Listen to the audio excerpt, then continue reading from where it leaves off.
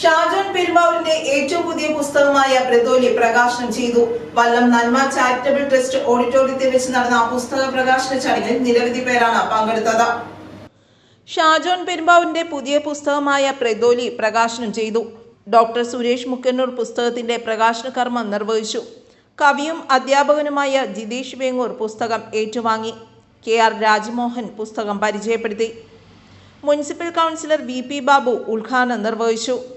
കാരണം ഞാൻ 2000-ലാണ് ആദ്യമായി ഒരു ജനപ്രതിനിധി എന്ന നിലയിൽ മത്സരിക്കുന്നത്. ആ മത്സരിക്കുന്ന സമയത്ത് എൻ്റെ ഒരു ഛായാചിത്രം നമ്മുടെ കപ്പേളക്കാരുടെ യോഗത്തിൽ വെച്ച് വരച്ച് എനിക്ക് സമ്മാനിച്ചത് ഈ ഷാജോണാണ്. ആ ചിത്രം ഇന്നും എൻ്റെ കൈവശമുണ്ട്. നല്ല രീതിയിൽ ചിത്രം വരയ്ക്കാൻ ഷാജോണ് കഴിയും എന്നുള്ള തെളിയിച്ചതാണ്. അതുപോലെ തന്നെയാണ് ഇന്നിപ്പോൾ 3 പുസ്തകങ്ങൾ രചിക്കാനുള്ള അവസരം ഷാജോൺ കിട്ടിക്കഴിയും.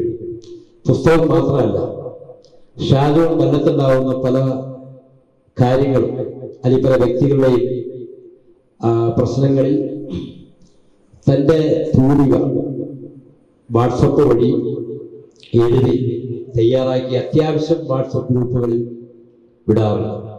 അങ്ങനെ ഉണ്ടാകുന്ന പലതും എനിക്ക് ഷാജോൺ പങ്കുവയ്ക്കാറുണ്ട്.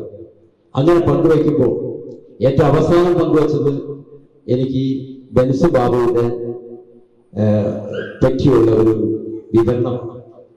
ബെൻസ് ബാബു നിങ്ങൾ ഈ ഇതിലിരിക്കുന്ന മിക്കവാറും പേരറിയാം. വല്ലത്ത് മരണപ്പെട്ടു പോയതാണ്, അടുത്ത കാലത്താണ് മരണപ്പെട്ടു പോയത്.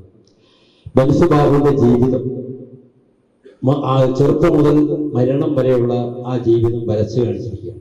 അത് പ്രത്യേക ഒരു കലാപരമായ ഒരു അവതരണ ശൈലിയാണ് ഷാജു അതിൽ കൊള്ളിച്ചിട്ടുള്ളത്.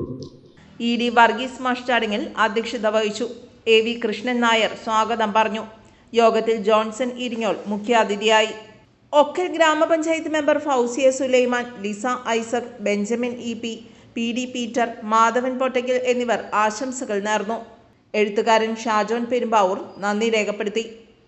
തെറ്റിൽ നിന്ന് ശരിയിലേക്കുള്ള ദൂരമാണ് ബ്രദോലി. മനുഷ്യൻ നിരന്തരം തെറ്റുകൾ ചെയ്തുകൊണ്ടിരിക്കുകയാണ്. പക്ഷേ അത് ഓർമ്മപ്പെടുത്തുന്നത് അവൻ്റെ ഓർമ്മകൾ മരവിക്കുന്നതിന് മുൻപ് അവനെ തിരുത്തുക എന്നുള്ളത് മനുഷ്യൻ്റെ കടമ തന്നെയാണ്. അത് ഓർമ്മക്കുറിപ്പുകളിലൂടെയാണ് നമ്മൾ സ്വായത്തമാക്കുന്നത്. ഓർമ്മക്കുറിപ്പുകൾ നമ്മൾ പിന്നിലേക്ക് നോക്കുമ്പോൾ നമുക്ക് കാണാൻ കഴിയും നമ്മളുടെ ഉള്ളിലെ തെറ്റുകൾ. ആ തെറ്റുകൾ തിരുത്തുവാൻ വേണ്ടിയിട്ടുള്ള ഒരു പ്രയാണമാണ് പിന്നെയുള്ള ജീവിതം. അതാണ് ബ്രദോലിയിലൂടെ പറയുന്നത്.